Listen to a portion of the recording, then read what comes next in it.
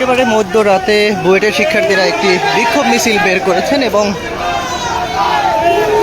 তারা মূলত বুয়েটের ক্যাম্পাস থেকে বের হয়ে ঢাকা বিশ্ববিদ্যালয় এরিয়ায় বিক্ষোভ মিছিলটি নিয়ে এসেছেন। এই মুহূর্তে আবার তারা বুয়েটের ক্যাম্পাসে ফিরে যাচ্ছেন।